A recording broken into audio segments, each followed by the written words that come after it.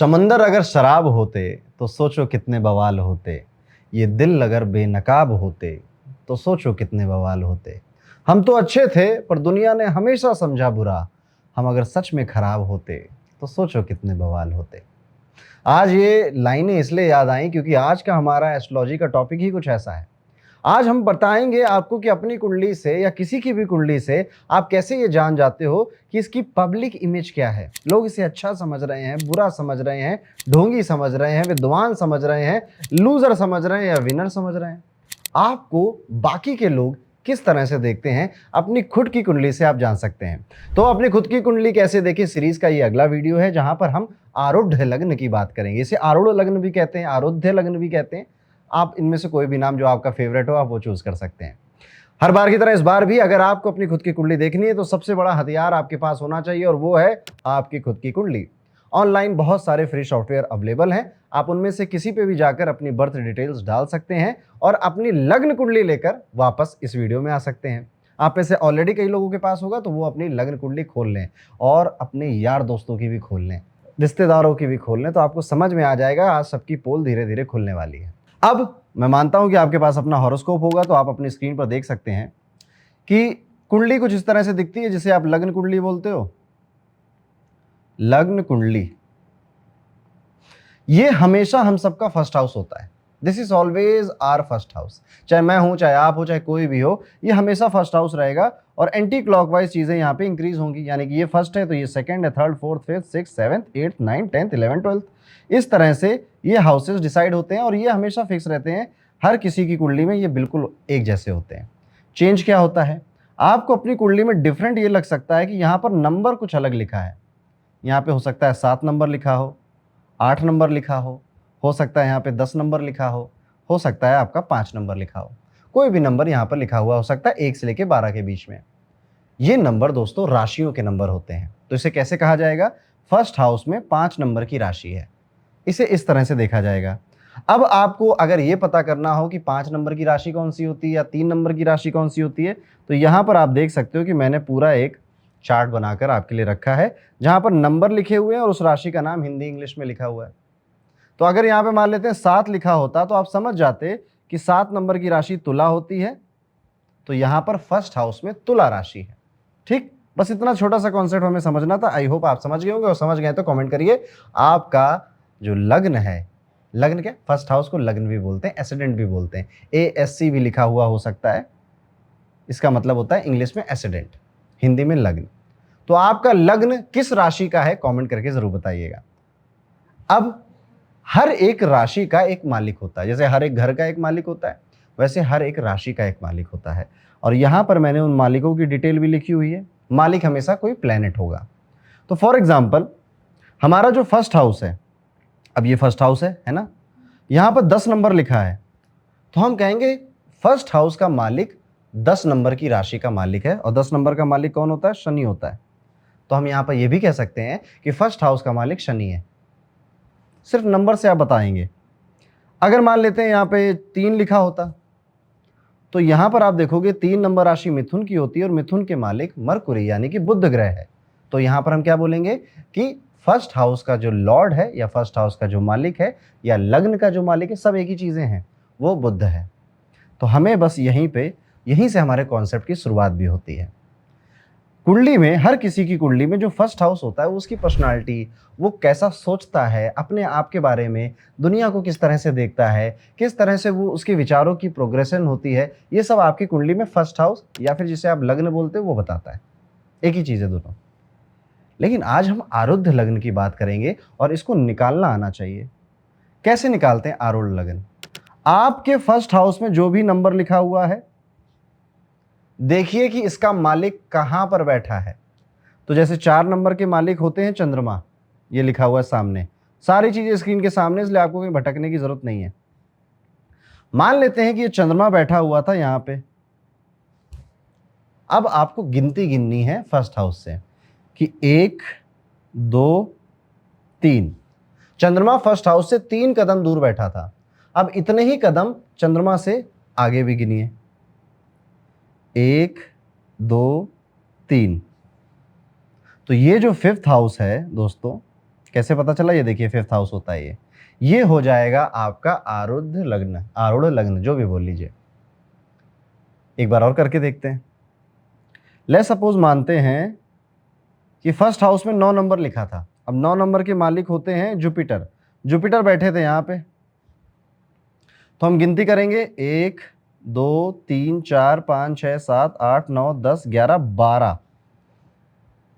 अब 12 गिनती में जुपिटर मिले हैं, जुपिटर देव, गुरुदेव, तो अब गुरुदेव से फिर से 12 गिनना पड़ेगा, तो जुपिटर से 12 गिनना है।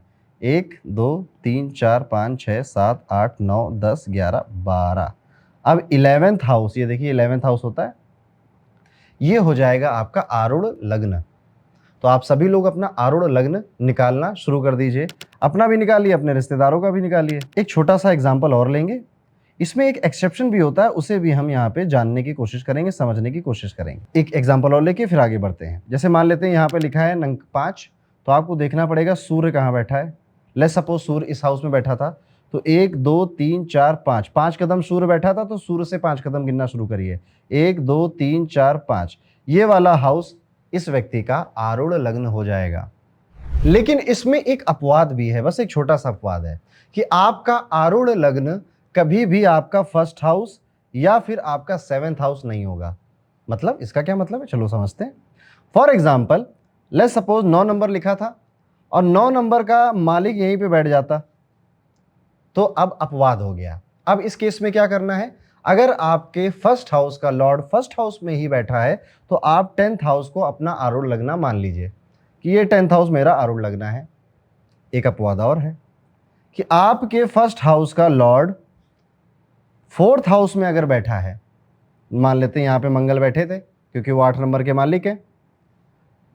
अब उसके यहां से 1 2 3 4 गिना, अब मंगल से 4 गिनोगे तो 1 2 3 4 7th हाउस भी कभी आपका आरूढ़ लगना नहीं होगा। तो अगर 7th हाउस आपका आरूढ़ लगना आ रहा है, तो इस बेस पे आपको क्या करना है,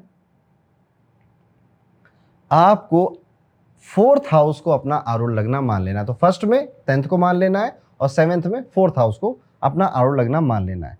ओके, तो ये था दोस्तों कॉन्सेप्ट कि आप अपना आरूढ़ लगना कैसे निकालेंगे। अब आप जरा कमेंट करके बताइए कि कौन सा हाउस आपका आरूढ़ लगना है। अब पंडित जी आगे क्या करें, अब हमें थोड़ा सा, अब हम एनालिटिकल या एडवांस जाने वाले हैं। ध्यान से सुनिएगा मेरी बातें। जो भी हाउस आपका आरूढ़ लगना निकल कर आया है, आपको ये देखना है कि उस हाउस में कौन सा प्लैनेट बैठा है या कितने प्लैनेट बैठे हैं। जो भी बैठा हो उसमें उसको अलग से नोट डाउन कर लीजिए। जैसे एक कुंडली ले लेते हैं। फॉर एग्जाम्पल हमने कुंडली बनाई 11 नंबर की, तो यहाँ पे 12 आ जाएगा, 1 2 3 4 5 6 7 8 10 और 9, इस तरह से कुंडली बन जाएगी। थोड़ा सा प्लेनेट की पोजीशन भी कर देते हैं। लेट्स सपोज यहाँ मून बैठा है, यहाँ पे सैटर्न है, यहाँ पे केतु है, यहाँ पे आपका मार्स और वीनस हो जाएगा, सन यहाँ हो जाए, ये एक रैंडम कुंडली है, ठीक है। यहाँ पे आपका जुपिटर हो जाए, राहु यहाँ पे आ जाएगा। रैंडम कुंडली हमने बना ली। अब इस कुंडली का चलिए आरूढ़ लगना फाइंड आउट करते हैं। तो फर्स्ट हाउस का जो लॉर्ड था शनि, शनि बैठा है 2 कदम दूर। अब शनि से 2 कदम निकालना है, तो 1 कदम तो जहाँ शनि बैठा उसी को मानना पड़ेगा, दूसरा कदम इसे मानना पड़ेगा। अब ये तो हाउस मेरा खाली निकल गया। अब हर किसी का खाली नहीं निकलेगा, किसी किसी का खाली भी निकलेगा। तो अब यहाँ पे क्या, अगर प्लेनेट है तो प्लेनेट लिख लीजिए, और अगर आपका ये हाउस खाली है तो इस केस में क्या करना है, यहां पे जो नंबर लिखा है इसके मालिक को नोट कर लीजिए। तो नंबर 1 का मालिक होता है मार्स। एक चीज और करनी है आपको, इस हाउस पे किस प्लेनेट की दृष्टि आ रही है ये भी देखना है। दृष्टियां कैसे देखी जाती मैंने आपको पहले बताया है, लेकिन एक बार फिर से रिपीट कर दे रहा हूं। आपकी स्क्रीन पर हर एक प्लेनेट की कौन कौन सी दृष्टि होती है वो आपको दिखाई दे रही है। इसको काउंट कैसे करते हैं, एंटी क्लॉकवाइज काउंट करते हैं, और जो भी प्लेनेट होता है उसी प्लेनेट से गिनना शुरू करते हैं। हम ज्योतिष में हमेशा जो भी गिनती करते हैं ना, तो जहां प्लेनेट बैठा होता है वहीं से गिनते हैं। जैसे कि इस हाउस पे अगर मैं ध्यान से देखूं, ये मेरा आरूढ़ लगना है, यहाँ पे मैं AL लिख देता हूं तो मुझे कंफ्यूजन नहीं होगी। अगर मैं गुरु को देखूं तो गुरु की जो दृष्टि होती है जुपिटर की, वो होती है 5th 7th एंड 9th, 1 2 3, 4, 5। तो मेरे आरूढ़ लग्न में जुपिटर की दृष्टि आ रही है, तो ये प्लेनेट भी अब मेरे लिए इंपॉर्टेंट है। इसीलिए मैंने पहले मंगल लिखा था, अब मैं जुपिटर भी लिख लूंगा। मैंने जुपिटर भी लिख लिया। और कोई दृष्टि वृष्टि मार रहा है क्या? और कोई भी प्लेनेट इत्तेफाक से यहाँ पे दृष्टि नहीं मार रहा है, पर आपके केस में हो सकता है कि एक दो प्लेनेट और यहाँ पे आस्पेक्ट करें या दृष्टि डालें। प्लीज उन्हें काउंट करके पूरे प्लेनेट लिख लीजिएगा। हो सकता है कि सिर्फ एक ही प्लेनेट आए, हो सकता है 2 प्लेनेट आ जाएं आपके आरूढ़ लग्न से जो संबंध रख रहे हैं। संबंध कैसे? या तो वहां बैठे हैं और आरूढ़ लग्न का मालिक और उस हाउस पे कौन दृष्टि डाल रहा है, ये 3 चीजें आपको चेक करनी पड़ेंगी। तो यहाँ पर आपको कई सारे प्लेनेट भी मिल सकते हैं, यहाँ पर आपको कोई एक प्लेनेट भी मिल सकता है, यहाँ पर आपको कोई 2-3 प्लेनेट भी मिल सकते हैं। तो कमेंट करिए आपके आरूढ़ लग्न से कितने प्लेनेट रिलेशनशिप बना रहे हैं, कनेक्शन बना रहे हैं। दोस्तों अब आपको ये जो प्लैनेट्स मिल गए, ये ग्रह मिल गए, यही डिफाइन कर रहे हैं कि दुनिया आपके बारे में क्या सोच रही है। अब एक एक करके सारे प्लैनेट्स को समझना शुरू करते हैं। जैसे फॉर एग्जांपल आपके आरूढ़ लग्न में गुरु किसी भी तरह से कनेक्शन बना रहा था, तो दुनिया वाले आप जितने नॉलेजेबल हो नहीं उतने उससे ज्यादा आपको ज्ञानी समझ रही है कि इसके पास नॉलेज बहुत है। आप जितना धर्म को मानते नहीं हो उससे ज्यादा दुनिया आपको समझ रही है कि आप रिलीजियस हो, स्पिरिचुअल हो। तो आपका जो पब्लिक में एक ऑरा बना है ना, वो एक नॉलेजेबल इंसान का ऑरा बना है। अब पता नहीं आप हो भी सकते हो नॉलेजेबल, नहीं भी हो सकते हो, लेकिन दुनिया आपको ऐसे ही देख रही है कि यार ये व्यक्ति बुद्धिमान है, नॉलेज, क्योंकि जुपिटर ज्ञान को रिप्रेजेंट करता है। तो लोगों को लगता है कितना ज्ञानी है। हो सकता है ठन गोपाल हो, कुछ ना आता हो आपको, पर परसेप्शन ऐसा बना हुआ है ना। जैसे यूपी में हमारे कहते हैं भौकाल टाइट है हमारा, तो भौकाल इनका टाइट रहता है नॉलेज के मामले में। जुपिटर प्रॉस्पेरिटी को भी दिखाता है, तो दुनिया ये भी समझेगी कि आप बड़े यार प्रॉस्पर हो, अच्छे घर से हो और आपकी समृद्धि अच्छी है। भले घर में एक पैसा ना हो, किराया अगले महीने कैसा जाएगा नहीं पता आपको, बट दुनिया ये सोचेगी आपके बारे में। अगर जुपिटर आपके आरूढ़ लग्न से कनेक्शन बना रहा है, अगर आपके आरूढ़ लग्न से मंगल कनेक्शन बना रहा है, तो दुनिया समझेगी यार ये बहुत काम करता है, बहुत मेहनती है, ये काम ही करता रहता है दिन भर, सुबह से शाम बिजी रहता है। क्योंकि मंगल एनर्जी का प्लेनेट है, तो दुनिया क्या सोच रही है कि आप बहुत एनर्जेटिक हैं, काम करते रहते हैं, जबकि आप सोफे पे बोरी के समान क्या पता पड़े हो सकता है कि सच में भी ये बात हो, पर वो तो हमें नहीं पता। लेकिन दुनिया क्या सोच रही है वो आज हम बता रहे हैं आपको। दुनिया ये भी समझ सकती है कि यार ये this person is very dangerous also, गुस्से वाला है, एंग्री है, ईगोइस्टिक है, घमंडी है। तो दुनिया मंगल जैसा प्लेनेट है वैसा आपके बारे में सोच सकती है। और क्या क्या हो सकता है? लेट्स सपोज आपका आरूढ़ लग्न वीनस है, मतलब और भी प्लेनेट होंगे, मैं एक एक करके सारे बता रहा हूं और एंड में कैसे कंक्लूड करना है वो भी समझाऊंगा आपको। क्या पता आपके आरूढ़ लग्न में वीनस बैठा हो, वीनस उसका मालिक हो, या वीनस उस पर दृष्टि डाल रहा हो, कैसे भी कनेक्ट हो सकता है। 3 तरीके हैं। तो दुनिया आपको पैसे वाला समझ रही है, दुनिया समझ रही है कि आपके पास बहुत पैसा है, दुनिया ये भी समझ रही है कि आप ना समृद्धवान है, दुनिया ये भी समझ रही है कि आप बड़े अट्रैक्टिव हैं, आपसे बात करके उनको अच्छा लगेगा। दुनिया को कुल मिला के ये लग रहा है कि आपके पास सब तरह के सुख साधन समृद्धि भरी हुई है। अब जरूरी नहीं कि सच हो, कई बार जो लोग महंगी महंगी गाड़ियों से उतरते हैं ना, उनका सब कुछ गिरवी रखा होता है। मेरे पास तो आते रहते हैं तो समझ में आ जाता है कि व्हाट्सएप पे डीपी लगी है कि यॉट में वाइन का गिलास है, बढ़िया पीछे बैकग्राउंड है, और पंडित जी कैसे होगा क्या होगा कुछ नहीं पता, सब गिरवी रख दिया, ये हालत है। तो समाज क्या सोच रहा है, दुनिया क्या सोच रही है आपके बारे में, that is a different issue. और आप सच में क्या हो, बिल्कुल डिफरेंट बात हो सकती है। तो जिनका वीनस है ना, वो जितना पैसा दिखा रहे हैं ना, कभी उसमें मत आ जाना क्या ये तो बहुत पैसे वाले हैं। जरूरी नहीं है कि उनके पास उतना पैसा हो, आपको ऐसा लगेगा। आपके बारे में अगर आपका है तो आपके बारे में दुनिया ये सोचेगी। साथ ही साथ वीनस शुक्र के बारे में ये भी कहा जाता है कि लोग ये भी सोचते हैं कि ये बहुत अच्छे से बात करते हैं, बहुत सॉफ्ट स्पोकन है, लेकिन ये भी दुनिया सोचती है कि ये ना अपोजिट जेंडर के प्रति अट्रैक्ट जल्दी हो जाता है। ये भी आपकी इमेज बनी है कि उसे क्या कहते हैं, अगर गांव की भाषा में कहे कि इसकी पतलून ढीली है। दुनिया ये भी सोच सकती है आपके बारे में, क्योंकि वीनस कहीं ना कहीं रोमांस को, प्यार को, अट्रैक्शन को, वुमेन को रिप्रेजेंट करता है। तो दुनिया ये भी सोच सकती है आपके बारे में। अब मान लेते हैं सूर्य आपके आरूढ़ लग्न में या तो बैठा है, या उसका मालिक है, या दृष्टि डाल रहा है। तो सूर्य जब है तो दुनिया आपको समझेगी कि आप प्रतिष्ठावान हैं, आपकी बहुत सम्मान है, आप बहुत रॉयल नेचर के हैं, आपका अंदर ना बहुत पावर है, आप बड़े लीडर, बहुत अच्छे लीडर, कमाल के लीडर हैं। ईगोइस्टिक है कि सूर्य भी ईगो को रिप्रेजेंट करता है। तो दुनिया आपको ऐसा किंग देखेगी, ऐसा राजा, sun is a king of all planet. तो दुनिया भी आपको ऐसा रॉयल देख रही है। क्या वो भैया ना, उनका नाम है, उनका अलग ही ठाठ है, उनका भौकाल बहुत टाइट है, और पता नहीं सच में भैया का क्या हाल होगा, तो भैया ही जानते हैं। पर दुनिया इस तरह से सूर्य का जैसा परसेप्शन आपका बनाएगी। और क्या, और कौन सा प्लेनेट बैठा, लेट्स सपोज चंद्रमा बैठा है, तो दुनिया आपको बहुत caring, emotional, Moody, over thinker, बहुत जल्दी चिंता करने वाला, स्ट्रेस ले लेने वाला, इस तरह से सोचेगी। बहुत क्यूट, बहुत प्यारा, एक गुड अच्छा लिसनर, एक बहुत अच्छा दोस्त जिसके साथ हम अपनी बातें शेयर कर सकते हैं, इस तरह का आपका परसेप्शन बनेगा। अब चंद्रमा और कौन सा प्लेनेट बटा, हमने सूर्य की बात करी, चंद्रमा की बात करी, मंगल की बात करी, शुक्र की बात करी, गुरु की बात करी, अभी हमारे प्लेनेट आए हैं शनिदेव।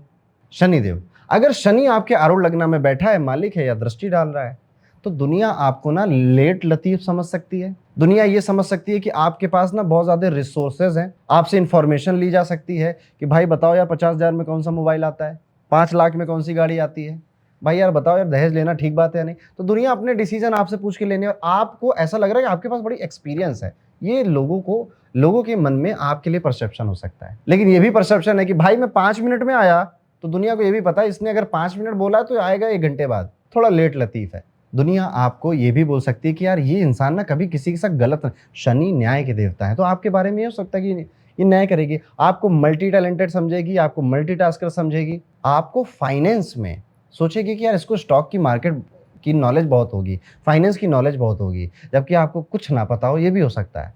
आपने एक वीडियो ना देखा हो शेयर मार्केट के ऊपर, या पता शेयर मार्केट स्पेलिंग ना पता, लेकिन दुनिया को लगेगा कि भैया को फाइनेंस के बारे में, इंश्योरेंस के बारे में बड़ी नॉलेज है, इनसे एक बार पूछ के सलाह ले लेते हैं। This is the perception of word about you.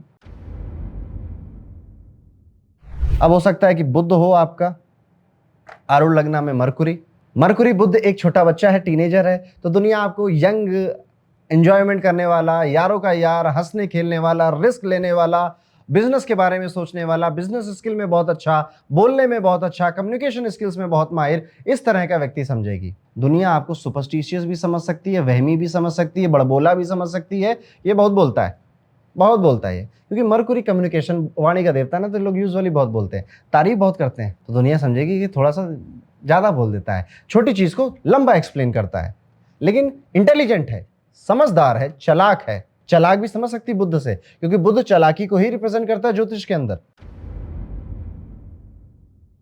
तो अब ये बुद्ध हो गया। अब राहु हो सकता है, राहु क्या पता बैठा हो या दृष्टि डाल रहा हो। दृष्टि कैसे काउंट करनी मैंने सिखाया आपको। राहु में दुनिया आपको ना गलत ही समझेगी ऑलवेज। जब अगर आपके आरूढ़ लग्न में राहु आ गया, तो दुनिया आप जो हो वैसा लोग आपको नहीं समझते, आपको गलत ही समझते हैं कि ये मुझसे जलता है, ये भैया ये ऐसे ही है, पीठ पीछे आपकी बुराई करते हैं, लोग जलते हैं। जबकि आपके पास हो सकता है जेलस फील कराने के लिए कुछ भी ना हो, तब भी लोग आपसे जेलस फील करेंगे। शनि में भी वैसे जेलस फील करते हैं, राहु में भी जेलस फील करते हैं लोग आपसे। आपकी एक ऐसी इमेज बनी होती है लोगों की नज़रों में जो कि बिल्कुल आपके नेचर के अपोजिट होती है। दुनिया आपके बारे में ये सोच सकती है कि ना यार ये थोड़ा सा मुंहफट है, मुंह पे बोल देता है यार, आपको ये सारी बातें पता है, आप एक मिसअंडरस्टूड पर्सन हो जिसको सही में कोई नहीं समझ पाए। कई बार खुद का परिवार नहीं समझ पाता, आपके दोस्त आपको प्रपोज करने लग जाते हैं ये सोच के कि आप लाइन मार रहे थे उनके ऊपर, जबकि आप उनको एज अ दोस्त ही ट्रीट कर रहे थे। मेरे मन में तुम्हारे लिए ऐसी कोई फीलिंग नहीं है, यही लोग बोलते हैं, क्योंकि लोगों ने इनको कभी समझा नहीं, और पता नहीं कभी समझ भी पाएंगे कि नहीं समझ पाएंगे। अब आपका नेक्स्ट प्लेनेट हो सकता है कि केतु, ये लास्ट प्लेनेट है। केतु आपको समझे, आपके बारे में दुनिया कुछ नहीं समझ पाएगी। आप जिससे जो, अगर आपके अलग अलग ग्रुप है ना, तो अलग अलग ग्रुप आपके बारे में अलग अलग सोच रहे हैं, because Ketu is a number या इज अ प्लेनेट जो कि कंफ्यूजन वाला प्लेनेट है, जो कंफ्यूजन, धुआं क्रिएट करता है। तो कुछ लोग आपको समझेंगे कि यार ये बहुत हेल्प करता है यार, इससे मदद मांगने जाओ तो ये मदद करके ही मानेगा। कुछ लोग आपको भगवान की तरह देखेंगे कि अगर कोई काम नया शुरू कर रहे हो तो इनकी ब्लेसिंग ले लो, इनसे एक बार राय मशवरा कर लो, इनसे पूछ लो, इनका आशीर्वाद ले लो। कुछ लोग कहेंगे इसे कुछ नहीं आता, बेवकूफ है, हर एक चीज को 2-2 घंटे लगा के समझता, बड़ा स्लो है। तो केतु में क्या है कि आपकी जो परसेप्शन है दुनिया के मामले में, वो एज अ ब्लेसिंग दे दो तो इनकी ब्लेसिंग लग जाती है, बहुत रिलीजियस हैं, पढ़ने वाले हैं, बहुत क्यूरियस इंसान है, इस तरह की इमेज भी हो सकती है। और उल्टा ऐसी भी इमेज हो सकती है कि यार इनके कुछ होता नहीं है, ये बेकार आदमी है और इनको ना कुछ आता नहीं है, बहुत कंफ्यूज रहते हैं, कोई फैसला खुद से नहीं ले पाते हैं, और इनको कोई फैसला लेना होता है तो दूसरों से पूछते हैं। तो इस तरह से आप आरूढ़ लग्न के बारे में समझते हो। Now coming to the question कि आप ये सोच सकते हो कि मेरे तो कई मल्टीपल प्लेनेट हैं, तब क्या होगा? अगर आपके मल्टीपल प्लेनेट हैं साथ में, तो ये सारी चीजें जो मैंने बताई हैं, लेट्स सपोज आपका राहु भी था, सूर्य भी था, तो दोनों चीजें आपके साथ होंगी, और आपको पता है कि कौन सा ग्रुप मुझे ऐसा समझ रहा है, कौन सा ग्रुप मुझे ऐसा समझ रहा है। पर याद रखिए, आरूढ़ लग्न हमेशा आपकी सामाजिक छवि होती है। बहुत कम लोग होते हैं जिनकी सामाजिक छवि भी वही है और एक्चुअल में भी वो वही है। ये इस दुनिया का खेल है, क्योंकि एज अ पर्सन भी ना हम कुछ और ही बनना चाहते हैं और कुछ और ही दुनिया को दिखाते हैं।